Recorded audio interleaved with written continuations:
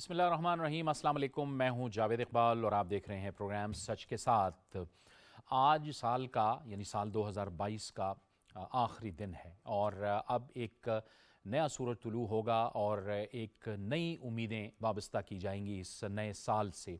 लेकिन इस गुज़िश्ता साल के दौरान ज़ाहिर है कि बहैसियत पाकिस्तान अगर हम ये सोचते हैं कि हमने क्या खोया है, क्या पाया है और कौन कौन से चैलेंजेस से हम गुज़रे हैं, तो यकीनन आज के दिन और आज की रात में ये सवाल करना इंतहाई अहम है कि बहैसियत मुल्क हमें किन चैलेंजेस का सामना करना पड़ा इस साल में और हम उन चैलेंजेस को किस हद तक काबू करने में कामयाब रहे। और ये जाहिर है कि ये चैलेंजेस सियासी सतह पर भी थे, सिफारती सतह पर भी थे, माशी सतह पर भी थे। इन तमाम मामलात को हमने कैसे टैकल किया, ये एक अहम तरीन सवाल है। जैसे कि हम जानते हैं कि 2022 में पाकिस्तान के अंदर हुकूमत की तब्दीली हुई, तहरीक इंसाफ की हुकूमत ख़त्म हुई और तहरीक अदम एतमाद के ज़रिए PDM की एक इत्तेहादी हुकूमत बनी। इस इत्तेहादी हुकूमत के लिए गुज़िश्ता हुकूमत की वजह से, जैसे कि मौजूदा हुकूमत कहती है, माशी लिहाज से बहुत बड़े चैलेंजेस रहे, क्योंकि मौजूदा हुकूमत ये कहती है कि गुज़िश्ता हुकूमत बारूदी सुरंगें बिछा कर गई है, उसको मैनेज करना है, बग़ैर हिसाब के कर्ज़े लिए गए, जिसकी वजह से ज़ाहिर है पाकिस्तान की मईशत को भी नुकसान उठाना पड़ा। फिर 2022 के दौरान हमने देखा कि पाकिस्तान के अंदर एक बदतरीन सैलाब आया और पहले से ही ज़ाहिर है कमज़ोर मईशत को और भी नुकसान हुआ। उसने जानी नुकसान भी किया, इमलाक को भी नुकसान पहुँचाया, इंफ्रास्ट्रक्चर को भी नुकसान पहुँचाया और मजमूई तौर पर 30 से 40 अरब डॉलर का पाकिस्तान की जो मईशत है उसको नुकसान हुआ। फिर हम देखते हैं कि सिफारती सतह पर भी हमें बहुत से चैलेंजेस का सामना करना पड़ा बकौल मौजूदा हुकूमत के गुज़िश्ता हुकूमत की जो खारजा पॉलिसी थी उसकी वजह से हम आइसोलेशन का शिकार थे, तन्हाई का, सिफारती तन्हाई का शिकार थे। खुसूसन जो पाकिस्तान के करीबी बिरादर ममालिक हैं, यानी उनमें सऊदी अरब है, चीन है और फिर ज़ाहिर है कि अमेरिका और यूरोपीय ममालिक हैं, उनके साथ भी जो ताल्लुकात थे वो सर्दमहरी का शिकार रहे। तो उन ताल्लुकात के लिए हमने क्या किया और इसके साथ साथ अमन व अमान की जो सूरत हाल है मुल्क भर में, क्योंकि हम देख रहे हैं कि एक बार फिर कलअदम तहरीक तालिबान ने अपनी कार्रवाइयों का इस साल आगाज़ किया, तो ये भी पाकिस्तान के लिए एक बहुत बड़ा चैलेंज रहा है। तो हम उन चैलेंजेस के हवाले से भी बात करेंगे और उनको कैसे हम उन पर हमने काबू पाना है उस पर भी बात करेंगे। लेकिन 2022 में ये साल मुल्क कैसा रहा, हमने एक रिपोर्ट तैयार की है, वो रिपोर्ट पहले आपको दिखाते हैं।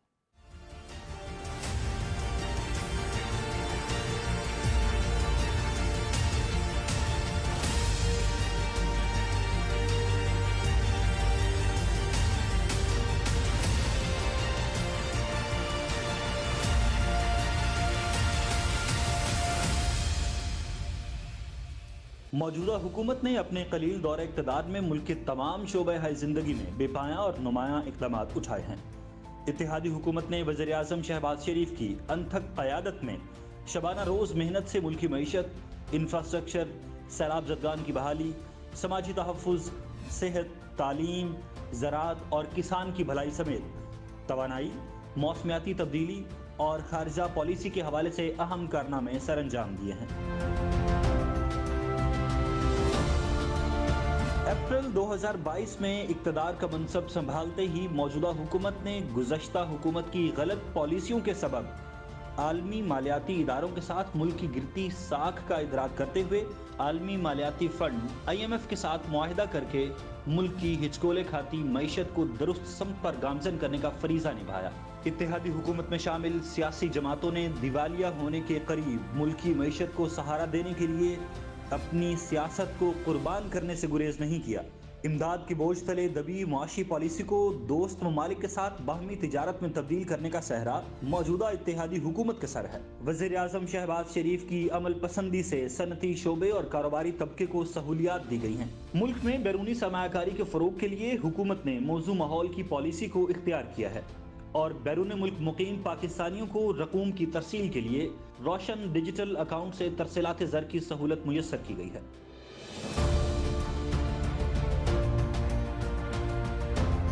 मौजूदा हुकूमत ने अपने दौरे इक़्तिदार में मुल्क के इंफ्रास्ट्रक्चर को बेहतर करने के लिए कई मंसूबों को पाया तकमील तक पहुँचाने के लिए अमली इक़दाम करते हुए चीन पाकिस्तान इक़्तिसादी राहदारी के तहत सड़कों के मंसूबों के अलावा गवादर बंदरगाह के मशरक़ी हिस्से को मुकम्मल किया है। कराची से क्वेटा तक सड़क की तामीर के साथ सक्खर से हैदराबाद सड़क के मंसूबे भी मुकम्मल किए गए हैं। शहरी सफरी सहूलत के लिए Islamabad airport metro bus service को आवाम के लिए खोल दिया गया है। इस अवामी मंसूबे के इफ्तिताह में वज़ीर-ए-आज़म शहबाज शरीफ की खुसूसी दिलचस्पी नुमायां रही है। मुल्क में इंफ्रास्ट्रक्चर की बेहतरी के लिए कराची और पेशावर के दरमियान ML1 मंसूबे पर बड़ी पेशरफ्त हुई है। ये मंसूबा मुल्क के बड़े शहरों के दरमियान राबते का जरिया है। कराची जैसे गुंजानाबाद शहर के लिए लोगों को सफरी सहूलियात के लिए कराची सर्कुलर रेलवे मंसूबे पर काम जारी है। शुमाली इलाका जात में सियाहों को सफरी सहूलत और सैर सयाहत के फरोग के लिए बाबूसर टनल मंसूबा और बलूचिस्तान में इंफ्रास्ट्रक्चर को बहाल करने के लिए खुजदार से कुचलाक तक सड़क का मंसूबा शामिल है।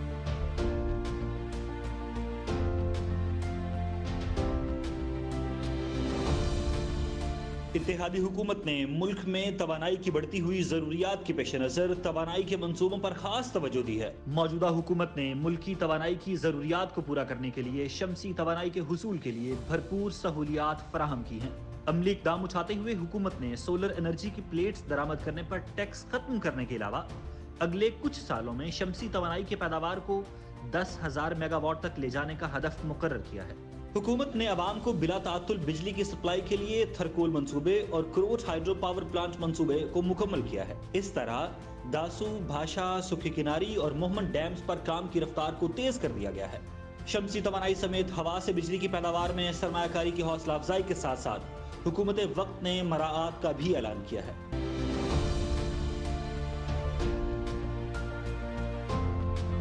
हुकूमत ने मुआशरे में समाजी तहफ़्फ़ुज़ का एहसास दिलाने के लिए मुस्तहिक और नादार तबके को अपने कदमों पर खड़ा करने के लिए बेनज़ीर इनकम सपोर्ट प्रोग्राम को वुसअत दी है। गैर महफूज तबके को तहफ़्फ़ुज़ देने के लिए हुकूमत ने कानून साजी भी की है। हुकूमत ने मुल्की ज़रूरी पैदावार को बेहतर करने के लिए किसान पैकेज का ऐलान किया है, जिसमें किसानों के लिए इमदादी रुकूम और कर्जों की फराहमी की सहूलत दी गई है। ज़रूरी पैदावार और फसलों की इमदादी कीमत में इजाफा किया गया है। इसी तरह हुकूमत ने सैलाब से मुतासरा किसानों को खुसूसी मराहत देने का ऐलान किया है ताकि वो दोबारा अपने घरों में आबाद हो सकें। माह सयाम में अवाम के लिए रमजान पैकेज का ऐलान किया गया। यूटिलिटी स्टोर्स की तादाद में इजाफा करते हुए हुकूमत ने अशियाए जरूरिया पर खुसूसी सब्सिडी दी। हुकूमत ने वतन के नादार और गरीब तालिब इल्मों को वज़ाइफ दिए ताकि गुर्बत के बायस तालीम से महरूम न रहें। सेहत आमा की सहूलियात बहम पहुँचाने के लिए हुकूमत ने कई मंसूबे शुरू किए हैं। गुज़श्ता दौरे हुकूमत में नजरअंदाज किए गए PKLI लाहौर को बहाल किया गया है। मरीजों के लिए मुफ्त अद्वियात और जच्चा बच्चा की सहूलतों को दही अस्पतालों तक पहुंचाया गया है।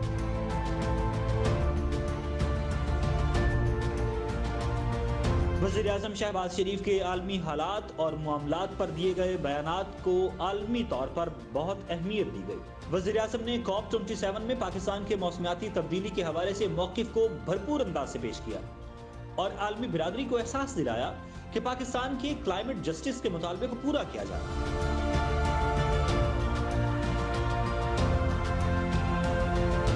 रवान साल मुल्क भर के बेशतर हिस्से में आने वाले सैलाब ने तबाही की नई तारीख रकम की है। इस साल सैलाब से सैकड़ों अफराद लुक़्मा अजल बन गए और लाखों बेघर हुए। एक अंदाजे के मुताबिक लाखों घर बह गए और हजारों देहात सफ़े हस्ती से मिट गए।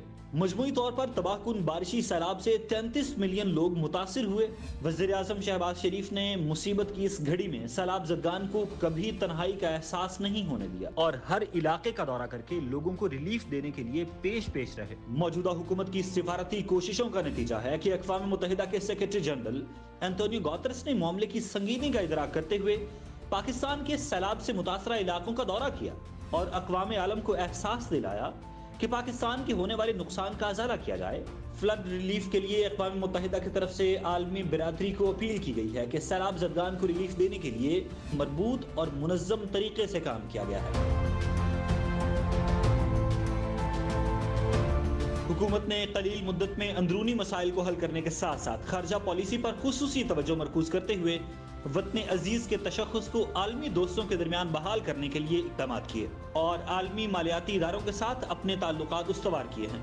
मौजूदा हुकूमत ने फैटफ के महाज पर मुल्क को सुरखरू करने के लिए अमली इकदाम किए और मुल्क को फैटफ की ग्रे लिस्ट से कामयाबी से निकाला। अब पाकिस्तान फैटफ के खतरे से महफूज है। मौजूदा हुकूमत ने गुज़श्ता दौर में सऊदी अरब, अमरीका और चीन के साथ ताल्लुकात में आने वाली सर्द मोहरी को दूर किया है। मौजूदा हुकूमत के सरबराह होने के नाते वज़ीर आज़म शहबाज शरीफ ने बहुत सारे दोस्त ममालिक के दौरे किए हैं। मौजूदा हुकूमत ने अक़वाम मुत्तहिदा समेत दुनिया के हर फोरम पर मसला कश्मीर को उजागर किया है। हुकूमत ने इलाकाई ममालिक और तंजीमों में अपना फाल किरदार अदा किया है। इमसाल वज़ीर आज़म ने शंघाई ताउन तंजीम के इजलास में शिरकत करते हुए पाकिस्तान की नुमाइंदगी की। अफगानिस्तान के मसाइल को हल करने के लिए हुकूमत ने आलमी बरादरी को मामले की हसासियत और संगीनी से आगाह किया है और आलमी बरादरी से मुतालबा किया कि दुनिया में मौसमियाती तब्दीलियों से पाकिस्तान में आने वाले तबाहकुन सैलाब से होने वाले नुकसान का अजाला करे।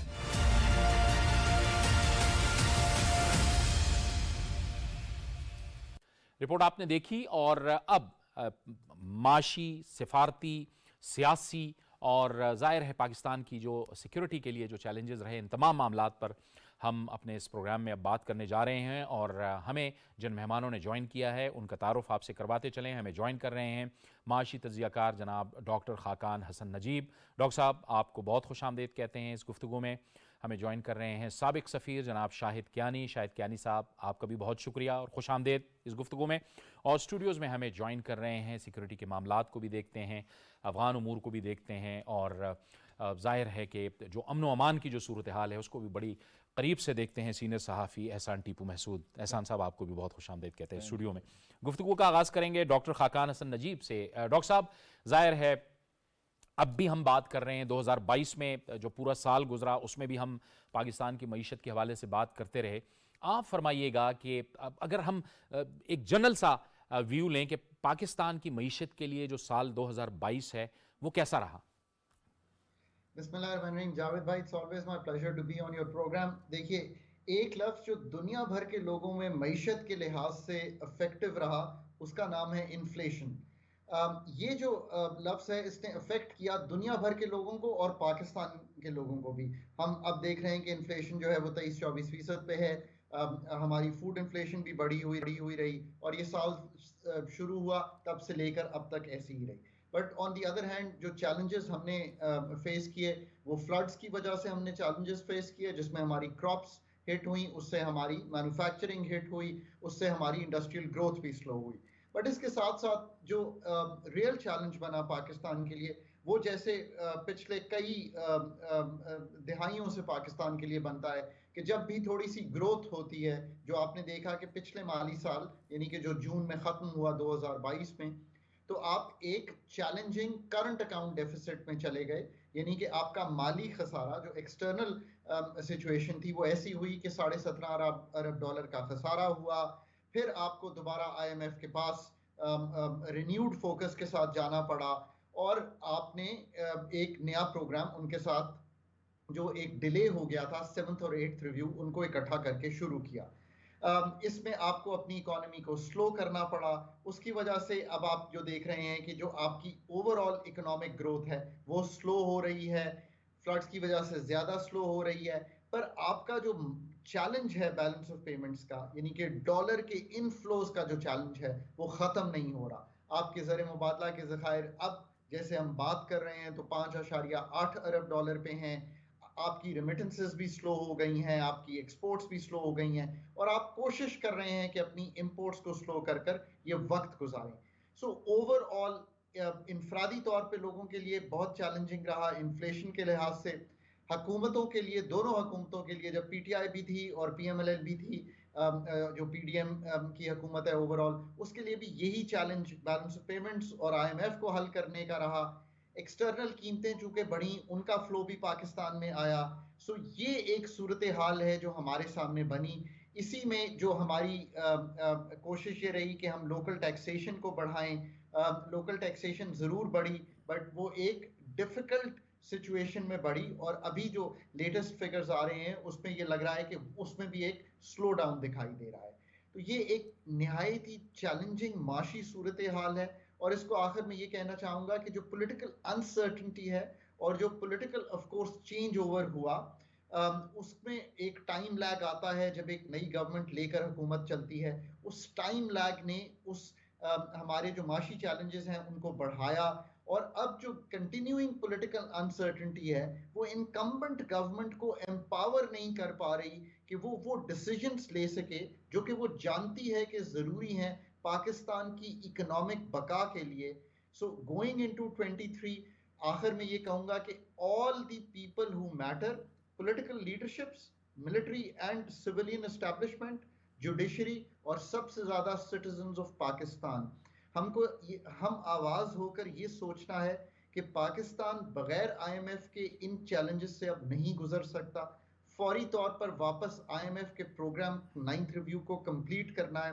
और इस पे कमेंट हमारे मेरे दोनों रफ़का कर सकते हैं। सऊदी अरेबिया, UAE, चाइना और वेस्टर्न कंट्रीज के साथ लेकर हमें चलना है, इंटरनेशनल कमिटमेंट्स को साथ लेकर चलना है, ताकि हम इस भंवर से निकल सकें और अगले 6 महीने में एटलीस्ट जो 30-32 अरब डॉलर चाहिए वो इकट्ठे कर सकें, ताकि हम किसी ऐसी सिचुएशन में ना फंस जाएं जो इवन मोर चैलेंजिंग हो than the situation that has been in front of us, जैसे हम 23 में जा रहे हैं and the one that we are leaving behind. ठीक है डॉक्टर साहब, अब कैसे इसको मैनेज करना है इसकी तरफ तो हम आते हैं, लेकिन शायद कियानी साहब आप फरमाइएगा कि साल में हमने देखा कि एक तो जो FATF की ग्रे लिस्ट है उससे हम निकले, दूसरा सैलाब ने जिस तरह से हमें मुतासर किया, और उसके बाद अक़वाम मुत्तहिदा के सेक्रेटरी जनरल यहाँ पे आए, उन्होंने सारी चीज़ें देखी,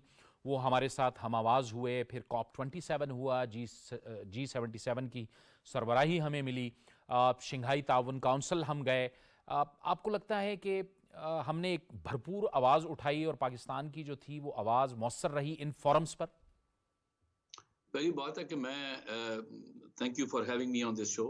डॉक्टर साहब का मैं बड़ा मद्दाह हूँ और बहुत बेहतरीन तरीके से इन अ नटशेल डॉक्टर साहब ने हमारी चैलेंजेस बताए हैं जो इकोनॉमिक हैं। ये मैं आपको बताऊं कि ये जब हुकूमत आई या कोई हुकूमत जब आती है तो उसको खारजा पॉलिसी के जो चैलेंजेस होते हैं उसको ज़्यादा अहमियत दी जाती है। और जब ये हुकूमत आई तो जो चैलेंजेस थे, जिस तरह अभी ये डॉक्टर साहब ने बात की है ना, ये FATF और IMF, इसका बड़ा लिंक है हमारे खारजा पॉलिसी के साथ।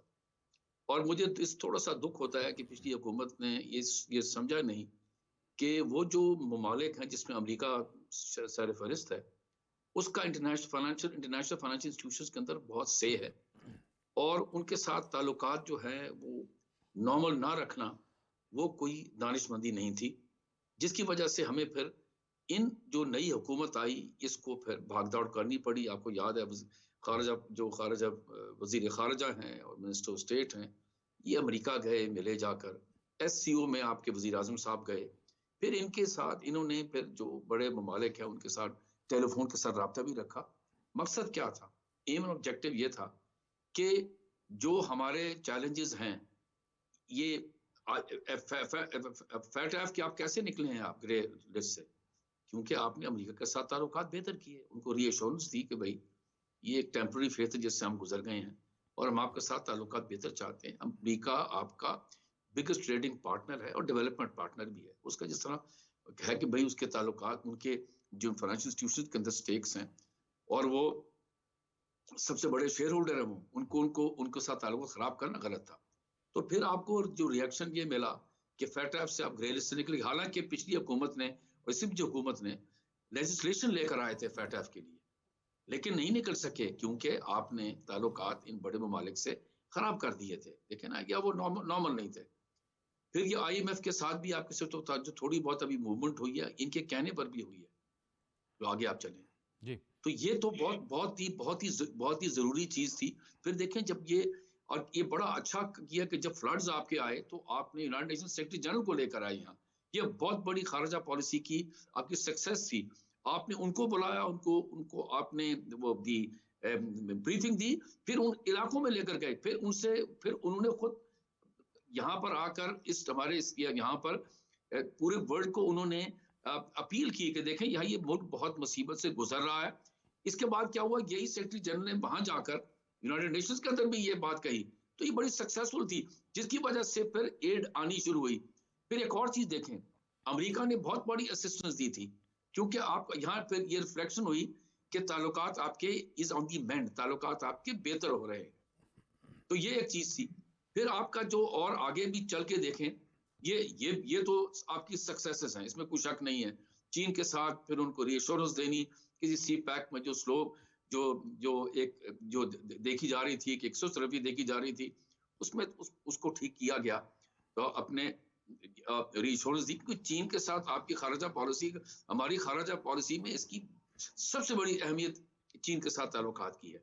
तो यहाँ तो हम बिल्कुल ठीक जा रहे हैं। अभी आपकी बातचीत आगे जब जाएगी तो फिर मैं और दूसरों चीज पे भी बात करूंगा। हिंदुस्तान का है, आपका जो हिंदुस्तान के साथ क्या ताल्लुकात जा रहे हैं, बिल्कुल अफगानिस्तान के साथ क्या जा रहे हैं। ठीक है, बिल्कुल सही है कियानी साहब। एहसान साहब, जाहिर है कि ये सारी चीज़ें, यानी आप सिफारती सतह पे जब आपका एक भरपूर मौक़िफ़ होता है और मुल्क की मईशत आपकी बेहतर होती है, तो ये जो अमन व अमान की सूरत हाल होती है, इनका बराह रास्त इनके साथ मामलात के साथ ताल्लुक़ है। यानी एक तो पॉलिटिकल स्टेबिलिटी और साथ में अमन व अमान की सूरत हाल। हमने देखा कि 2022 शुरू में तो मामलात बड़े बेहतर रहे, लेकिन उसके बाद हमने एक बार फिर कलदम TTP की इमरजेंस देखी, री इमरजेंस देखी और दोबारा से कार्रवाइयाँ हुई। ये कौन से वो ग्रुप्स थे जो दोबारा इकट्ठे हुए और उसके बाद उन्होंने दोबारा से कार्रवाइयाँ शुरू कर दी पाकिस्तान के अंदर? हाँ जाहिर साहब, ये बिल्कुल 2018 से जब जो मौजूदा सरबराह तहरीक तालिबान पाकिस्तान के मुफ्ती नूर वली महसूद, जब इसने TTP की कमान संभाली, तो उसी वक्त से इन्होंने ये एक स्ट्रगल शुरू की कि जितने भी वो स्प्लिंटर ग्रुप्स हैं जो TTP से अलग हुए थे इंटरनल इन फाइटिंग की वजह से और मिलिट्री जो ऑपरेशंस थे उनकी वजह से, तो वो अलग हो गए थे और फिर इन्होंने कोशिश की कि ये सारे वापस आएँ। तो अभी जो है तकरीबन 21 के करीब जो ग्रुप्स हैं जिनका ताल्लुक़ खैबर पख्तूनख्वा से भी है, बलोचिस्तान से भी है, पंजाब से भी है, सिंध से भी है, तो उन्होंने तहरीक तालिबान पाकिस्तान में शमूलियत इख्तियार की है। और दूसरी जो आपने बात की वो बिल्कुल कि आपकी इकॉनमी अगर डिस्टर्ब होगी, पॉलिटिकल सिचुएशन में अगर स्टेबिलिटी नहीं होगी, और वो हम देख रहे हैं कि वो बिल्कुल नहीं है अभी, तो उस चीज़ को, ये हमारे फॉल्ट लाइंस है और इसको ये जो मिलिटेंट ग्रुप्स है वो बड़े अच्छे तरीके से वो इसको एक्सप्लॉइट कर रहे हैं। चाहे वो बलूचिस्तान के जो सेपरेटिस्ट एलिमेंट्स हैं या बाकी जो खैबर पख्तूनख्वा या कबायली इलाके में जो TTP या हाफिज़ गुल बहादुर जो पाकिस्तानी तालिबान जिसको यानी उस नाम से पहचानते हैं, तो इनकी एक स्ट्रगल है।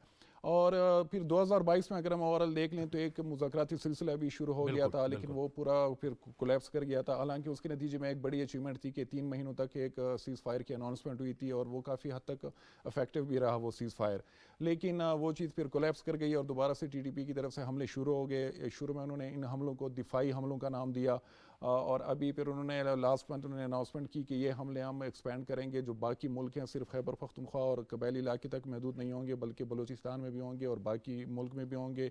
और उनकी हमने फिर 2 चीज़ें देखी कि इस्लामाबाद में खुदकुश हमला होता है और क्वेटा में भी उन्होंने खुदकुश हमले किए। कल एक और बड़ी अहम डेवलपमेंट हुई कि तहरीक तालिबान पाकिस्तान की तरफ से नई अपॉइंटमेंट्स हुई है, बाकायदा उन्होंने जोन में डिवाइड किया खैबर पख्तूनख्वा को और जो बलूचिस्तान का कुछ इलाका है। और ये एग्जैक्ट वही मॉडल है जो अफगान तालिबान का हुआ करता था। वो जब नेटो के ख़िलाफ़, अमेरिका के ख़िलाफ़ या अफगान गवर्नमेंट के ख़िलाफ़ लड़ते थे तो उनके शेडो कैबिनेट हुआ करते थे, गवर्नर हुआ करते थे, मिनिस्ट्रीज़ हुआ करती थी। तो उन्होंने एग्जैक्ट उसी मॉडल को कॉपी करके पाकिस्तान में इम्पोज करने की कोशिश की है।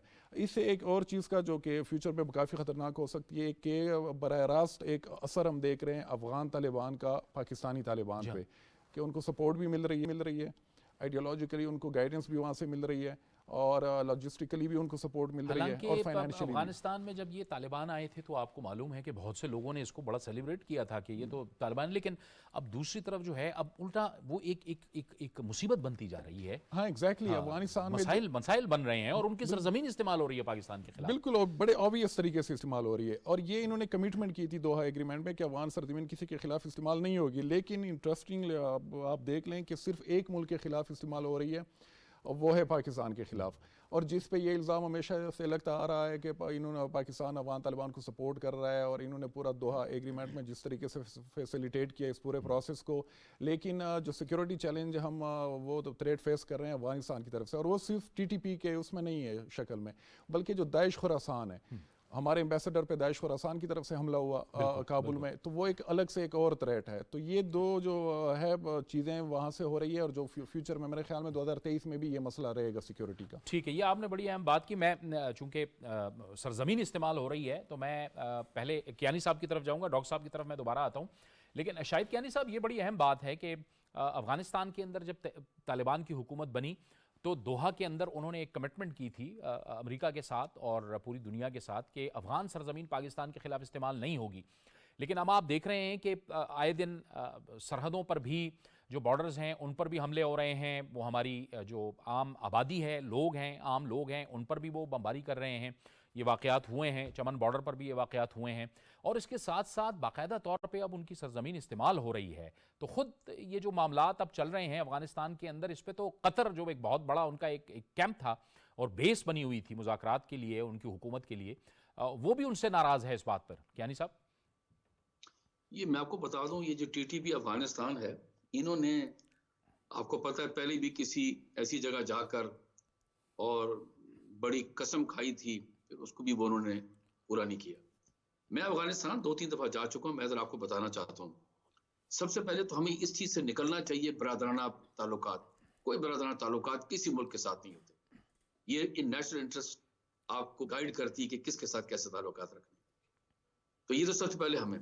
दूसरी बात यह है कि अफगानिस्तान ने 47 से लेकर आज तक कोई हुकूमत या सक्सेसिव गवर्नमेंट्स आई हैं, उन्हें पाकिस्तान की एंटिटी, पाकिस्तान की जो सॉवरेनिटी है, उसे कभी एक्सेप्ट नहीं किया। किसी न किसी तरीके से वो हमारे ताल्लुकात खराब करते रहे। और आपको याद होगा एक वक्त में एक शाह ऑफ ईरान ने हमारे ताल्लुकात के साथ ठीक करवाए थे, ताल्लुकात ही खत्म हो चुके थे। अब ये देखें कि अब जो नेक्स्ट जो हमारा हालात ये हैं कि हमारे जवानों को और अफसरों को और पुलिस वालों को, दूसरों को और आम सिटीजन्स को मारते हैं, या फिर भागकर अफगानिस्तान की टेरिटरी में चले जाते हैं। और आपकी अफगान हुकूमत जो है वो कहती है नहीं जी, ये तो हमारे इलाके में नहीं है।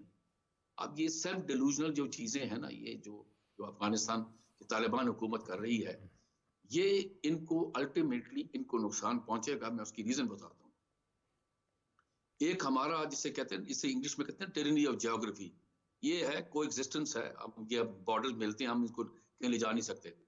सारे अफगानी 3 मिलियन यहाँ रह रहे हैं, हम उनके बीमार लोग आते हैं, ट्रेड करते हैं, रोज बॉर्डर क्रॉस करते हैं, हम उनको वेलकम करते हैं, उनको लुक आफ्टर करते हैं। लेकिन इसकी कॉस्ट है। अभी आप देख लें कि हमारी मिनिस्टर ऑफ स्टेट लेडी जो गई थी, वहां मिली थी, अक्रॉस द टेबल बैठ के इनसे बात की थी। अभी भी हमारे मिनिस्टर, फॉरेन मिनिस्टर भी बात करते रहते हैं, हमारी मिलिट्री लीडरशिप इनसे बात करती रहती है, लेकिन इसकी समझ में नहीं आ रही। मेरी तो ओपिनियन ये है कि इनके साथ, अफगान गवर्नमेंट के साथ हमने तो सपोर्ट भी किया, बल्कि इनके लिए तो हम खुद एम्बेसडर बने रहे। बाहर के मुल्कों कहते रहे कि जी इनके पैसे जो हैं वो जो फंसे हुए हैं अमेरिका में वो दे दें, इनको ह्यूमैनिटेरियन असिस्टेंस दे दें, कह रहे, लेकिन कुछ फर्क नहीं पड़ रहा। हमें इनके साथ सख्ती से अभी निपटना होगा। इसलिए मैं बता रहा हूँ आपको कि आपकी आवाम ये एक्सेप्ट बिल्कुल नहीं करेगी कि रोज उनके अफसर और जवान और लोगों को मारा जाए। ये अफगान गवर्नमेंट को, जहां आप देखिए, उनके साथ ताल्लुकात तो तोड़ने नहीं है, कुछ नहीं करना, लेकिन के साथ हमें एक बिल्कुल जिसे कहते हैं ना स्ट्रेट और बात करनी पड़ेगी, समझाना पड़ेगा, बताना पड़ेगा। और इसके लिए आपकी एम्बेसी वहां पर है, हमारा आपका एम्बेसडर वहां पर, खैर इस वक्त वो आए, मेरी एम्बेसी तो है, और मिलिट्री पॉलिटिकल लीडरशिप बेशक इनके साथ बॉर्डर पर जाकर बात करें, इनको बताना पड़ेगा कि आप अपनी सरजमीन को ये दहशत गर्दों से खाली करवाएं, वरना हम अपना रिजर्व द राइट कि हम वहां जाके इनको मारेंगे। मैं बता दूं, जब तक आप सख्ती से इनके साथ निपटेंगे नहीं, ताल्लुकात तोड़ने की जरूरत नहीं है। इनकी हेल्प करें, करते रहें, आम आदमी की हेल्प करें जो जरूर है, लेकिन हुकूमत का सख्ती से आपको निपटना पड़ेगा। वरना मैं बता दूं आपको कि हमारे ऊपर भी वो, आप देखें ना, वो जा नहीं रहा कि जी दहशतगर्दी के हम सपोर्ट करते हैं, सबसे नुकसान तो हमें खुद हो रहा है। तो ये एक बड़ा जरूरी है कि इनके साथ सख्ती निपटना पड़ेगा। मैं हैरान इस बात पर हूं कि अगर कोई मुल्क इनको इंटरनेशनली सपोर्ट करेगा, रिकॉग्नाइज करवाने की कोशिश करेगा, हेल्प करेगा, वो पाकिस्तान है। लेकिन तालिबान जो हैं, इनको समझ नहीं आ रही ये किस बिना पर पढ़ बैठे। और हमें एक और चीज, हमें देखें, ठीक है, और लड़कियों को नहीं पढ़ाना चाहते, वो नहीं, ये उनका दाखिली मामला है, हम कह तो रहे हैं, हमें प्रायोरिटीज थोड़ी और रखनी, हमें प्रायोरिटी रखनी है अपनी सॉवरेंटी को जो है वो किसी तरह से अंडरमाइन ना हो। ये हमारी प्रायोरिटी होनी चाहिए इनके साथ बातचीत करने में कि ठीक। हमारे आप बॉर्डर को आप बिल्कुल उसको कहते हैं खराब ना करें। और देखें आखिरी बात, हमने जो बॉर्डर थी इसको फेंस किया था, बिल्कुल ठीक किया था। बॉर्डर फेंस होने चाहिए और हम ये जो बॉर्डर है इसकी सॉवरेंटी को हम कभी भी बर्दाश्त नहीं करेंगे कोई अंडरमाइन करे। ठीक है डॉक्टर साहब, ये जाहिर है कि जब हम अफ़गानिस्तान की बात कर रहे हैं तो अफ़गानिस्तान के साथ एक हमारी तिजारत भी है जो एक जाहिर है, लेकिन इस दौरान चूंकि ये एक बहुत बड़ा पोरस बॉर्डर था जिस पे पाकिस्तान ने बाड़ लगाई ताकि एक तो दहशतगर्दों की जो आमद रफ्त है, जो क्रिमिनल एलिमेंट्स हैं उनकी आमद रफ्त रुके, इसके साथ साथ जो स्मगलिंग के मामलात हैं क्योंकि इससे पाकिस्तान की मईशत को एक बहुत बड़ा नुकसान होता है, वो मामलात भी रुके हैं। लेकिन अब भी बहुत से ऐसे पॉकेट्स हैं कि जहाँ से ये मामलात होते हैं, यानी बात ये भी आ जाती है कि डॉलर जो है अफ़गानिस्तान में स्मगल हो रहे हैं। हम तो अपना पेट काट के अफ़गानिस्तान के लिए आवाज़ भी उठाते हैं, सिफारती सतह पर भी हर जगह पर बात भी करते हैं, लेकिन रिस्पॉन्ड में, जवाब में अफ़गानिस्तान का ऐसा रवैया सामने आता है। तो हमें इन सारी चीज़ों को अपने लिए अब जहन में रखना है इस आने वाले साल के अंदर जो कि अब शुरू होने जा रहा है, कि ज़ाहिर है कि मईशत के लिए सबसे अहम जो मामला होता है वो मुल्क में अमन व अमान की सूरत हाल होती है।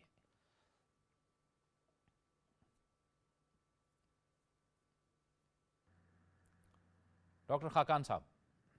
जी बिल्कुल, जावेद साहब आपने दोनों चीज़ें बहुत अहम सामने रखी हैं। एक तो ये है कि मईशत के लिए मुल्क में अमन व अमान एक कलीदी हैसियत रखता है।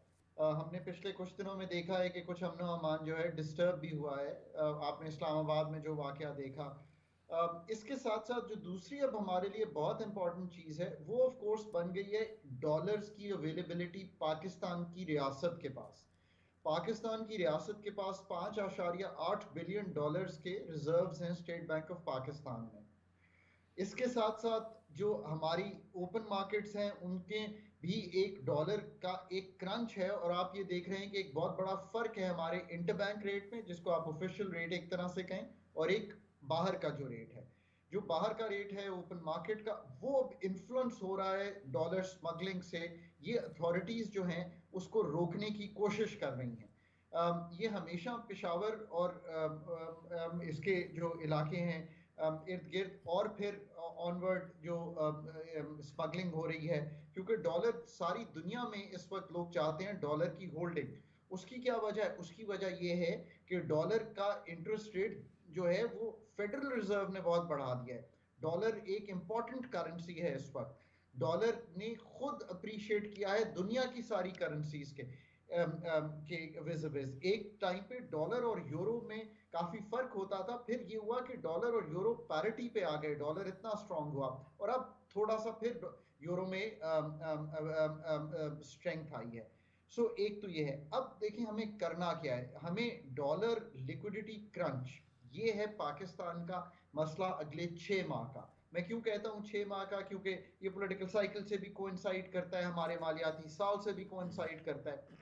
हमें हर तरीके से डॉलर्स पाकिस्तान में इनफ्लो बढ़ाना है। उसका बेहतरीन तरीका ऑफ कोर्स ये है कि 9 जनवरी को, और ये सिफारती कोशिशें भी इसमें मैटर करेंगी, 9 जनवरी को जावेद भाई पाकिस्तान की एक कॉन्फ्रेंस हो रही है जनीवा में, और जनीवा में यूएन इस कॉन्फ्रेंस को होस्ट कर रहा है। बायलैटरल मल्टीलैटरल पार्टनर्स ये सब वहां पे मौजूद होंगे। इनसे हम अपना फ्लड के असेसमेंट को डिस्कस करेंगे, जिसकी एक असेसमेंट अब यूएन, ईयू, डेवलपमेंट पार्टनर्स की इश्तराक से बन गई है। प्लानिंग कमीशन भी उसमें शामिल था। अब हमने ये रखना है कि हमें कितने मनीज 2023 में चाहिए। अभी मैं एक मीटिंग में इन्वॉल्व था यूएन के साथ, और कि क्या आपको पाकिस्तान को हम बेस्ट कर सकते हैं। तो मैंने यही सामने रखा कि 2023 में जो भी तखमीना आप और पाकिस्तान लगाए कि हमें इतने डॉलर्स की ज़रूरत है, उसमें से आधी रकम ज़रूर कमिट हो जानी चाहिए 9 जनवरी को। इसके साथ साथ जो कमिटमेंट है आईएमएफ के साथ भी ऑन द साइड लाइन्स बात होगी। मैं इस वक्त मतलब आपके प्रोग्राम्स बहुत अरसे से आपके साथ शामिल रहा हूँ। आप यकीन कीजिए कि शायद इस वक्त जो मेरी फिक्र का पैमाना है वो शायद आपके मैंने जितने प्रोग्राम पिछले साल और इससे पहले किए होंगे शायद सबसे ज्यादा है। फ्लड्स का डैमेज, हमारी मईशत का स्लो डाउन, IMF का ना होना, डॉलर रिजर्व्स का 5.8 बिलियन डॉलर पे आ जाना, आगे पॉलिटिकल अनसर्टेनिटी दिखाई देना, और दूसरी जो मईशतें हैं दुनिया भर की उनका स्लो हो जाना। जावेद साहब, अगले 6 महीने में बहुत सी मईशत जो दुनिया भर की हैं और specially EU, for example EU, England, ये आप देखेंगे कि बहुत रिसेशनरी टेम्परामेंट में चले जाएंगे। इससे पाकिस्तान की जो एक्सपोर्ट्स हैं वो भी हर्ट होंगी। अभी अमेरिका का भी जो अपना फेडरल रिजर्व का रेट बढ़ाना है वो खत्म नहीं हुआ, वो स्लो डाउन जरूर हुआ है, बट अभी भी चूंकि 7% से ज्यादा इन्फ्लेशन आ रही है, सो हमें तो बहुत ही केयरफुल होकर चलना है और यकजबान होकर IMF में वापस आना है। ये 9 जनवरी को कुछ पैसे हासिल करने हैं, ये स्मगलिंग ऑफ डॉलर्स को रोकना है, अपनी एक्सपोर्ट्स को सहारा देना है और रिक्वेस्ट करनी है फॉरेन जो पाकिस्तानी हैं कि वो अपनी रेमिटेंसेस को, ये जो बाकी जराए हैं जो ओपन मार्केट के, इनसे ना भेजें। और हमारी जो 2 अरब डॉलर के करीब आ गई हैं रेमिटेंसेस, ये $500 मिलियन कम है from what we had achieved just a few months ago. इन सारे अवामिल को हमने लेकर अगले 6 महीने में तय करना है। और एक चीज़ मैं आपकी प्रोग्राम की वसातत से ये कहना चाहूँगा कि मेरी मुलाकात हुई prime minister Lee Kuan Yew से काफ़ी अरसा पहले। उन्होंने मुझे ये कहा, मैंने उनसे पूछा कि give me a life lesson, वो इतने बड़े लीडर थे, तो उन्होंने कहा कि एक लाइफ लेसन ये है कि जब बहुत तूफान चलता है तो जो शाख झुकती नहीं है वो टूट जाती है। सिफारती तौर पर भी हमें इस वक्त इस तूफान में सबको साथ लेकर चलना है। हमें IMF को साथ एज इंटरनेशनल पार्टनर लेकर चलना है। हमें ये इंश्योर करना है कि हमने जो काम करने हैं अब वो हम कर लें। हमें हिचकिचाहट नहीं होनी चाहिए मिनहासुल कौम और इनकम्बेंट गवर्नमेंट को और अथॉरिटीज को कि जो मुश्किल फैसले लग रहे हैं कि कीमतें थोड़ी सी बढ़ानी है, थोड़ा सा टैक्स लगाना है, ये काम कर गुजरिए, वरना हम कहीं भी IMF से दूर होकर ये देख रहे हैं कि एक बहुत प्रेशर आ रहा है मार्केट्स पे, और निहायत तशवीश के साथ अब हमें स्ट्रेंथन करना है हुकूमत को कि वो ये काम कर सके। ये कियानी साहब यानी बड़ा स्मार्टली हमने प्ले करना है, क्योंकि हम एक तो इंटरनेशनल ऑर्गेनाइजेशंस के साथ बात कर रहे होंगे, मालियाती इदारों के साथ बात कर रहे होंगे, और जो आलमी फोरम्स हैं उस पर भी हम बात कर रहे होंगे, जैसे कि डॉक्टर साहब ने भी फरमाया। और जाहिर है कि सिफारती सतह पे भी हमें बहुत स्मार्टली खेलना है ताकि इन सारी चीज़ों को बड़े तरीके के साथ मैनेज किया जाए। आपको लग रहा है कि कम अज़ कम हमारी डायरेक्शन कोई दुरुस्त सिमत में है? कहाँ कहाँ पे कोई गुंजाइश है? देखिए जी, आप चैलेंजेस तो डॉक्टर साहब ने आपको बता दिए हैं, बहुत हैं, और ये इंटरट्वाइंड हैं, ये मिले हुए हैं आपकी खारजा पॉलिसी के साथ। ये बिल्कुल इनके साथ ये वो ज़माने चले गए जहाँ पर आपकी जो जो इकोनॉमी थी वो, अब तो ग्लोबलाइज्ड वर्ल्ड है, उसके साथ ये क्या नाम आपकी खारजा पॉलिसी मिली हुई है।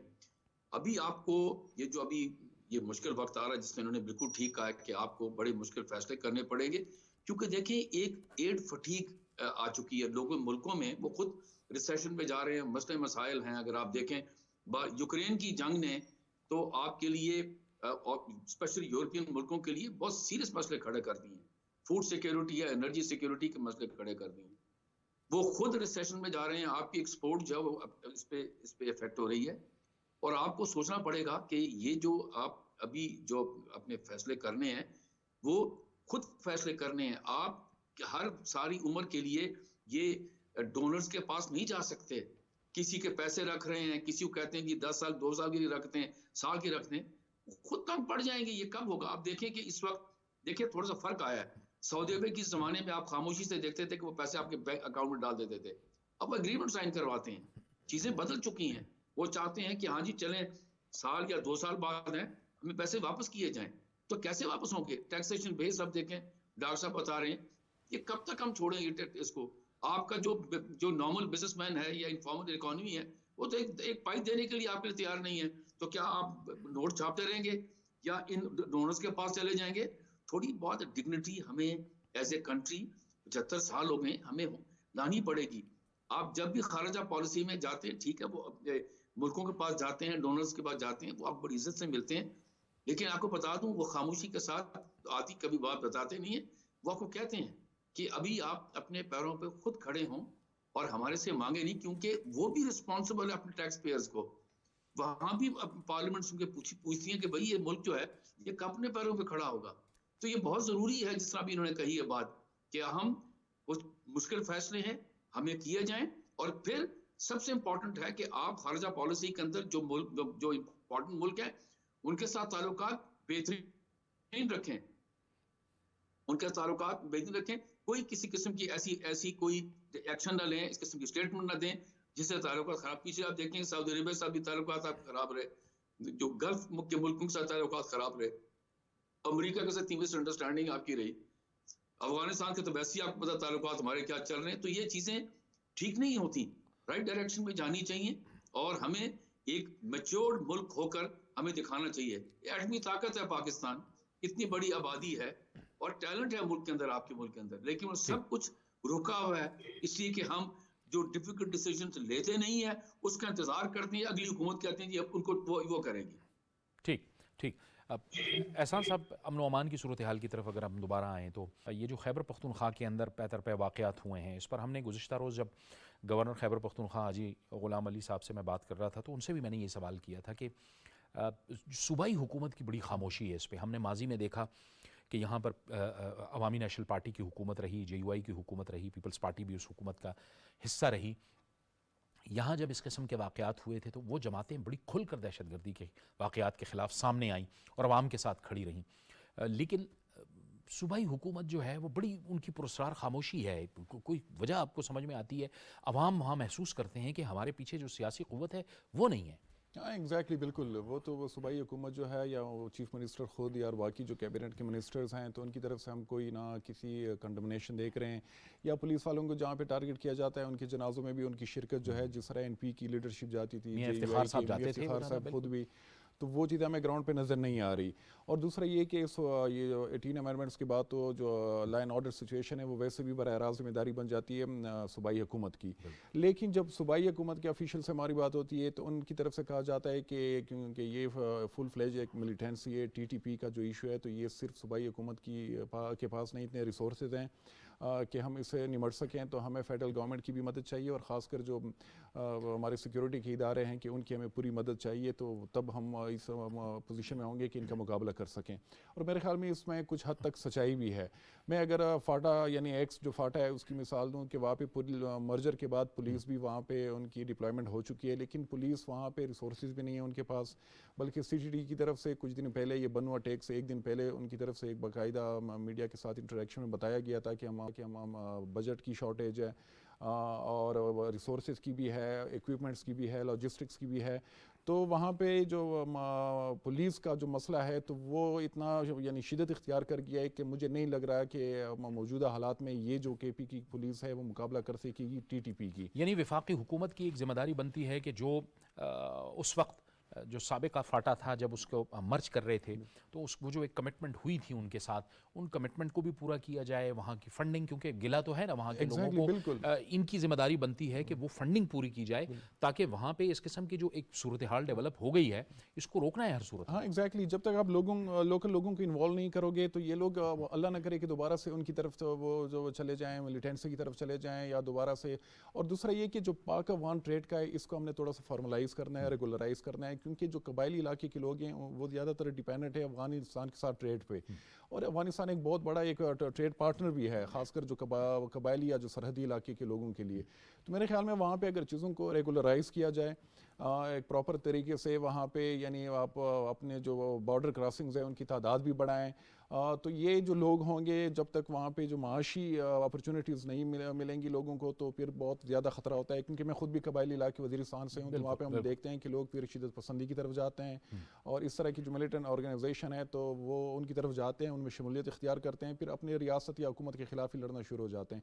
तो उनको हमने इन्वॉल्व करना है मेन स्ट्रीम करना है, और उनके जो भी राइट्स हैं, फाटा मर्जर के बाद बहुत कमिटमेंट्स हुई थी कि उनको इतने फंड्स मिलेंगे, वो चीज़ें नहीं हुई। फिर सूबाई हुकूमत ने यानी पूरा एक तमाशा बना दिया फाटा मर्जर का कि हर साल जो बजट एलोकेट होती थी वो कोलैप्स कर जाती है, लेकिन वो वहाँ पे वो स्पेंड नहीं कर सकते थे। तो और ये सब चीज़ों का अब खमियाजा जो है वो दोबारा से हम पूरी रियासत जो है वो भुगत रही है। और उसमें जो साबिका फाटा अजला के जो लोग हैं वो बड़ी तशवीश के शिकार हैं, बहुत क्योंकि ज़्यादा। एक तो सूबाई हुकूमत उनके साथ नहीं खड़ी हो रही, यानी सियासी तौर पे आप जाएं खड़े हों।